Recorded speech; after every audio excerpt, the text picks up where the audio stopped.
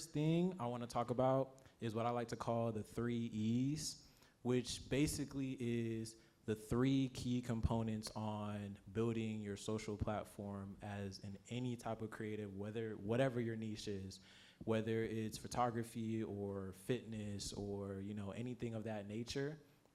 The 3 E's is what you want to really hone in on. So people go on social media for one of three reasons. One is either to be educated, to feel an emotion, or to be entertained. So those three things you have to be very mindful when it comes to the content that you want to create.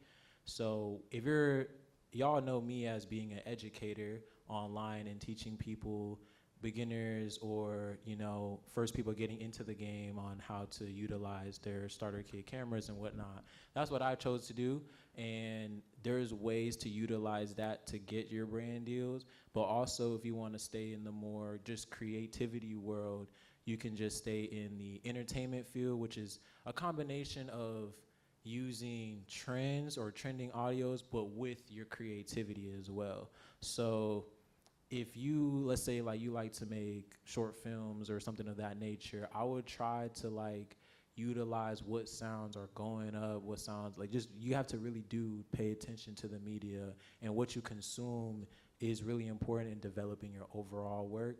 So I would definitely take some inspiration from whoever inspires you creatively, learn to make it your own way, but also pay attention to what is going up in the media and try to figure out a way to combine that trend with your style. And that's what's really gonna help you when you get into that entertainment world.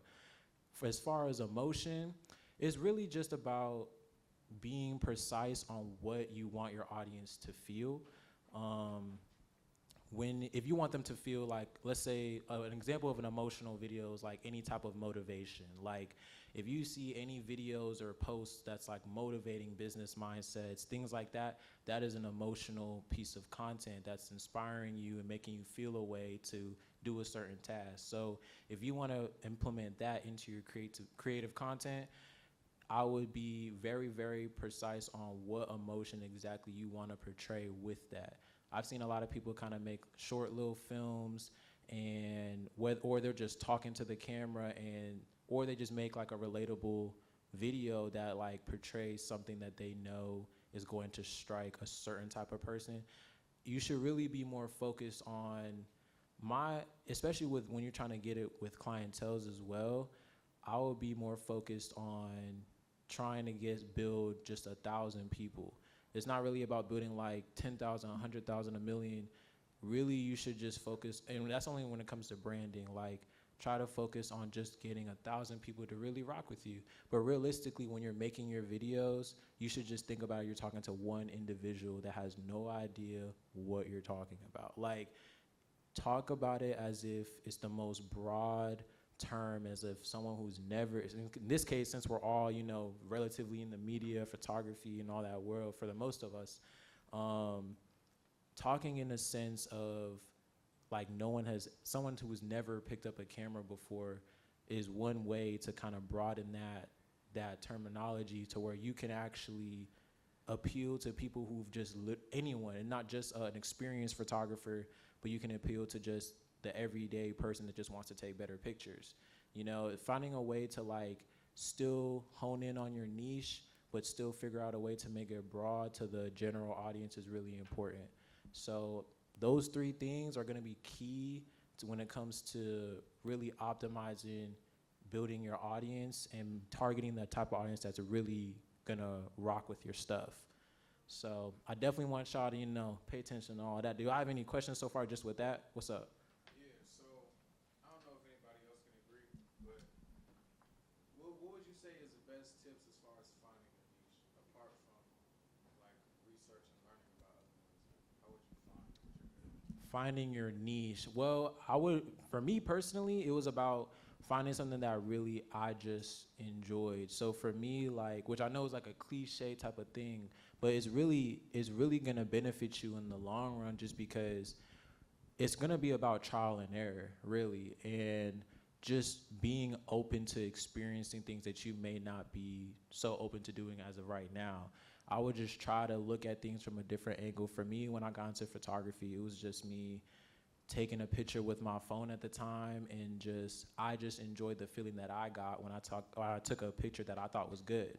So from then on, I just was just shooting, and then I got a camera, and then once I felt like I wanted to show people, because I've watched countless videos. I still watch countless videos on learning about photography, and like I personally, for me, at least when I'm on Instagram or on TikTok or like these platforms that are now like taking over the globe, like they don't really share things that like would really just kind of help you get from A to B, and they'll kind of like dance around topics. So for me, like I just wanted to show something that like was like, this is what I did on how I got it to look like this.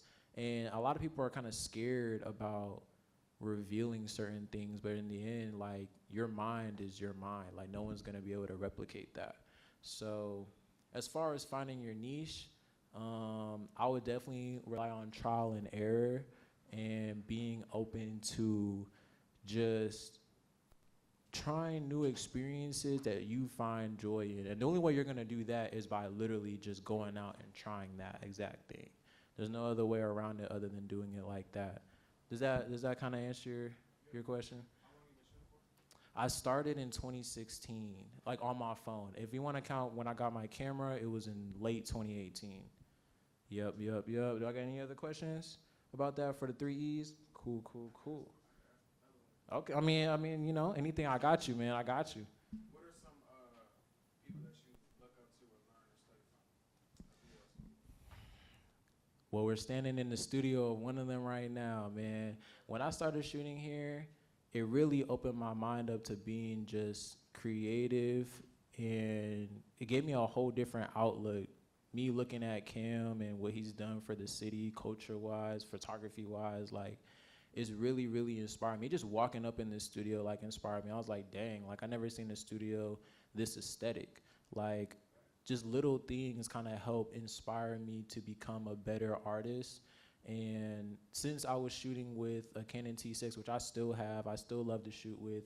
Now, I'll move on to other cameras, but I still will always hold that T6 close to my heart because, yeah, oh, really? Man, that's what I'm saying. You could really do so much with that because it's really just about your own creativity. Some people kind of put too much focus in the equipment that they use, which of course is important depending on the aesthetic that you want to portray. But in the beginning, when you're just trying to create, you can do so much just off the knowledge and the strength of like trying out new things. You're gonna build so much off of that. And then once you go from that to an actual, more expensive quality camera, your work is just gonna go crazy. Like after that, you already have developed the skills that you need to do with what you had. So yeah, Kirk was definitely a huge inspiration when it came to that. And as far as that, really, I looked up to photographers like Gunnar Stahl and Chi Mood and even Youngin with the Canon. They all like inspired me in terms of like whether it was finding my own style or just trying out something that was out of my comfort zone, So those photographers definitely helped me the most. But I think honestly shooting with that T6 is what really got me to use my weaknesses into strengths, because it's a camera that is looked down upon because the quality isn't as up to par to what's going on in the game now.